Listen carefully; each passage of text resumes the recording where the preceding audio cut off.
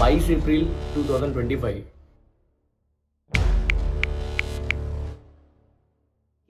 India आज अपने सिर्फ रिजर्व को अगर निकाल दे तो पाकिस्तान को खरीद सकता है।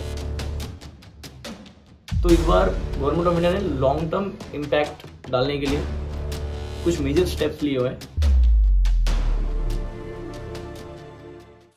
ये दिन हम लोग हमेशा याद रखेंगे क्योंकि कश्मीर के पहलगाम में टेरर अटैक हुआ जिसमें से 25 इंडियंस एंड एक नेपाल के सिटीजन वहाँ पे मारे गए और ये बहुत ही दुखद बात है।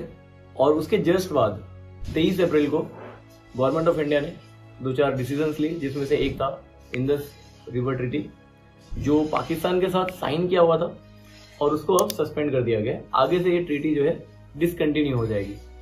उस टाइम पे प्राइम मिनिस्टर मोदी सऊदी अरब के दौरे पे थे जैसा कि आप सब जानते होंगे और हमारी जो फाइनेंस मिनिस्टर है निर्मला सीतारमण वो यूएस के दौरे पे थे। बट दोनों लोग को जैसे ही खबर मिला तुरंत वो लोग अपना दौरा छोड़ करके वापस इंडिया आ गए।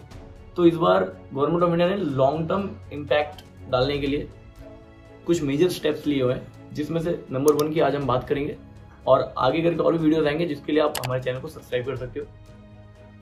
तो देखो पाकिस्तान का जो ओवरऑल जीडीपी है उसमें से 23.40% जो कंट्रीब्यूशन है सिर्फ और सिर्फ एग्रीकल्चर का आता है और इंडस रिवर से पाकिस्तान में 80% फार्मर्स सरवाइव कर रहे हैं। पूरा का पूरा डिपेंड सिर्फ और सिर्फ इंडस रिवर पे ही है। फॉर एग्जांपल कि आप पाकिस्तान में अगर 10 किसानों से मिल रहे हो उसमें से 8 किसान, हर 10 में से 8 किसान वो मिलेंगे जो कि इंडस रिवर के ऊपर डिपेंडेंट है जिनकी वजह से उनका लिवलीहुड चल रहा है। और पाकिस्तान के जीडीपी में 87 बिलियंस ऑफ डॉलर का कंट्रीब्यूशन होता है एग्रीकल्चरल प्रोडक्ट से। और पाकिस्तान उन चुनिंदा देशों में से आता है जिसकी इन्फ्लेशन ऑलमोस्ट 16 to 18% से एनुअली ग्रो कर रही है, वेयर इंडिया की जो इन्फ्लेशन है वो 5 to 6% के आसपास ग्रो कर रही है। और अगर जीडीपी का 23.40% कंट्रीब्यूशन क्योंकि एग्रीकल्चर से आता है और इंडस रिवर से अगर पानी ब्लॉक हो गया या फिर सस्पेंड हो गया तो फार्मर्स का जो भी क्रॉप है अब वो वहां से पैसे तो आने वाले नहीं क्रॉप बेच करके।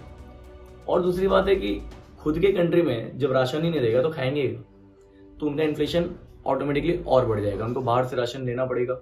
पाकिस्तान की जो ओवरऑल जीडीपी है वो है 375 billions of dollar, whereas India के जो फॉरेक्स रिजर्व है जो उन्होंने सिर्फ रिजर्व करके रखा है इंडिया ने वो 700+ बिलियंस ऑफ डॉलर का है।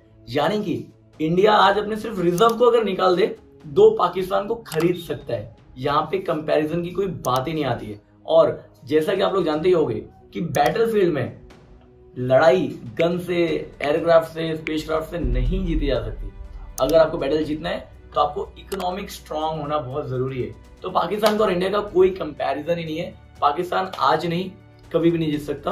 अगर इंडिया और पाकिस्तान का वॉर हुआ तो इसका हमारे इंडियन स्टॉक मार्केट में क्या इंपैक्ट पड़ेगा नेक्स्ट वीडियो में आ रहा है। तो stay tune for the next video.